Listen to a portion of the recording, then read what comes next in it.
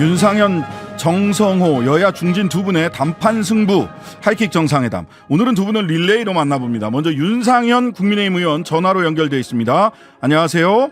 안녕하세요. 윤상현입니다. 네네. 예. 아유, 보고 싶은데 다음 주에는 꼭 스튜디오에서 뵙기를 바라고요. 예. 김기현 대표가 사퇴 이후에 당이 바쁘게 움직였는데요. 먼저 김기현 대표 사퇴 과정. 김기현 대표는 굉장히 불만이 많으신 것 같아요. 페이스북으로 그냥 사퇴액을 하나 올리셨는데 이 사퇴 과정 어떻게 보셨어요? 일단은 이제 김기현 대표가 여러 가지 말씀을 하시지 않았습니까? 네네. 역시 주문한 이 어떤 주제 같은 거에 대해서. 근데 그래서 기자회견을 자청하지 않은 페이스북 사퇴하시는 거 보고 네. 좀 자발적인 사퇴라기보다는 너무 상황에 떠밀려가는 사태가 아닌가. 상황에 떠밀렸다. 떠밀려간 게 아닌가. 아니 또, 초선 의원들도 전부 다 나서서 소위 윤초선이라고 불리는 초선 의원들도 다 나서서 김기현 대표를 옹호했는데 어떻게 이렇게 하루 만에 떠밀렸을까요?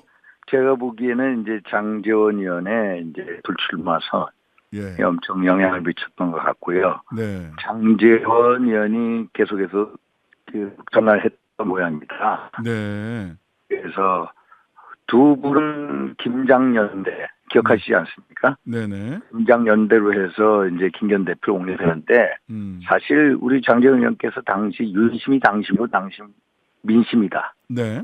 이런 말씀하지 않았습니까? 네. 오히려 민심 당심이고 그게 윤심이 돼야 되는데 거꾸로 얘기해. 결국 국민 눈높이에 맞지 않았거든요. 네네. 그래서 이제 총선 앞두고 자초되지 않았나 이런 생각이 듭니다. 자, 윤 의원님, 핸드폰을 전화기를 조금 더 입에 가까이 좀 대주셨으면 하고요.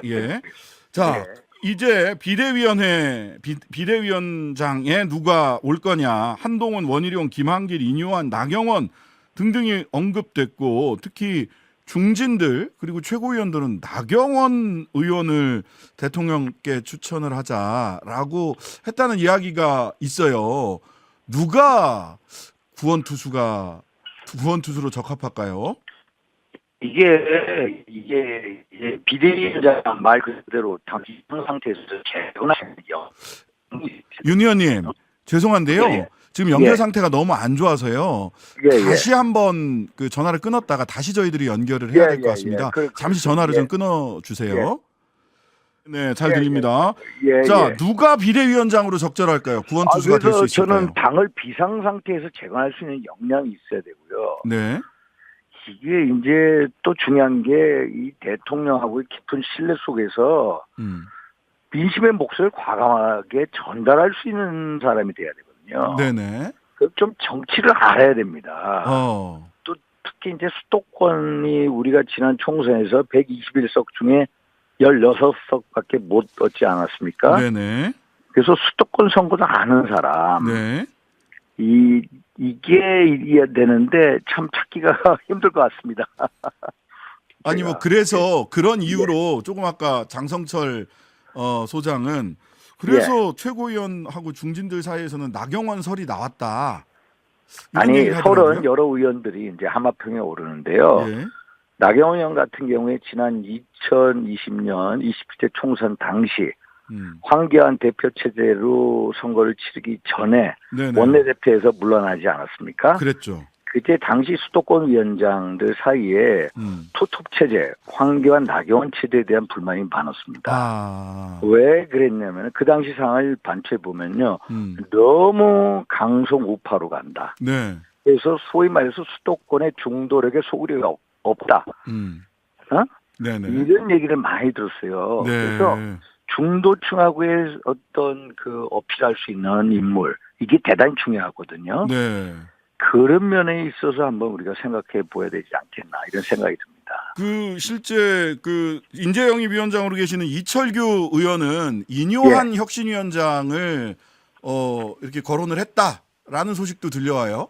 이뇨한 위원장님은 이제 여러 가지로 스타성 있는 분이시지만은 정무 감각이 좀 떨어지시는 거예요. 정무 감각이 떨어진다. 그리고 일단 대통령을 나라님이라고 호칭하고 뭐 이런 거, 네네. 이런 게 대중적 어필이 안 될 겁니다. 특히 네. 비대위원장으로서는 이게 어떤 그 수도권이나 중도층이나 젊은 층에 어필하기가 힘들 겁니다. 네.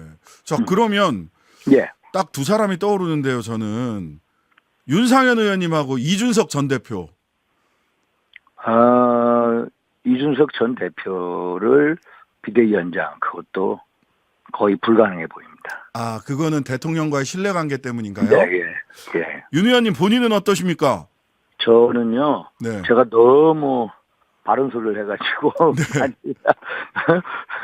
많이 그 밖에 다니셔야 사람입니다.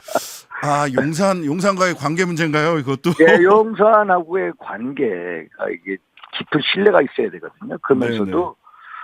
그 대통령에게 어떤 상황의 엄중함을 설명드릴 수 있고, 네. 또 그러면서도 당이 전면에 나서서 대통령의 어떤 백업을 받으면서 지지 속에서 네. 수도권 선거를 진두지 해야 되거든요. 그러면은 김한길 국민통합위원장이 그런 역할을 할 수 있을까요? 신뢰관계도 오히려 네. 지금까지 거론된 인물보다는 오히려 네. 김한길 위원장이 훨씬 더 가능성이 있어 보입니다. 저는 개인적으로. 개인적으로는 김한길 예. 위원장이 오히려 수도권 민심도 알고 용산과의 신뢰도 두터운 사람 아니냐? 예, 알겠습니다. 예. 자, 공천관리위원장도 굉장히 이게 더 중요할 수도 있는데요. 예. 법조인 출신 물색하고 있다 이런 보도 나왔습니다. 이 보도 어떻게 보셨어요? 왜냐면요, 지난 21대 총선 2020년 한번 보세요. 네. 그때 정치인 김용옥 전 국회의장이 하시지 않았습니까? 예. 근데 너무너무 공천을 잘못했다는 당내 평가가 있고요. 네네. 또 뒷소리도 너무 많았습니다. 네. 또 20대 총선 2016년도죠. 예. 이항구 그때도 이제 정치인이죠. 네. 그때도 김무성 대표와의 갈등 그러면서 우리가 일당을 뺏기지 않았습니까? 네. 근데 과거 제가 공천했을 때 보면은 아싸라게 하신 분이 누구냐? 네. 안강민 변호사라고 계셨습니다. 네네 계셨죠. 박근혜 비대위 때니까요. 2012년도입니다. 네. 그때 저희가 일당이 됐어요. 153석의 총선 승리했거든요. 네네. 그때 이제 공관위원장이라는 게 엄격한 이제 룰 같은 거를 이제 원칙 있게 공정성 있게 해야 되거든요. 네. 이번 경우에 뒷소리가 없었습니다. 그래서 네. 이런 걸 생각해서 그런 얘기가 나오지 않았나. 네네. 그래서 공관위원장을 법조인을 한다는 게 결국 안강민 변호사 이분의 그 했던 걸 보고 이렇게 하지 않냐 이렇게 하는데 네. 저는요 좀 예. 다르게 생각합니다. 아 다르게 생각하세요? 예. 저도 공천관리위원장을 2번 했거든요. 네. 2014년 730 재보궐선거 때 하고 네. 작년에 6일 이제 국회의원 재보궐선거 공천심사위원장 해봤습니다만은 네. 공관위원장이 가장 중요한 게 뭐냐면 정치적인 지형을 알아야 됩니다. 각계 선거구에 대한 정치적 지형을 알고서 네. 이기는 공천을 해야 되고요. 네. 국민 눈높이에 맞는 공천을 해야 되고요. 네. 그리고 지역 맞춤형 공천을 해야 됩니다. 그러면은 어떤 원칙이나 강단이 있어야 되거든요. 네. 원칙이나 강단. 그래서 정치인 출신 중에 좀 원칙 있고 강단 있는 사람이 어떤가 이런 생각을 개인적으로 해봅니다. 누굴까요? 예? 누굴까요? 원칙과 강단을 가진 정치인. 윤 의원이 아니십니까? 윤 의원님? 저는 제가 공천했을 때 성공률은 솔직히 한 60% 넘어갔습니다. 알겠습니다. 근데 출마하셔야 되니까.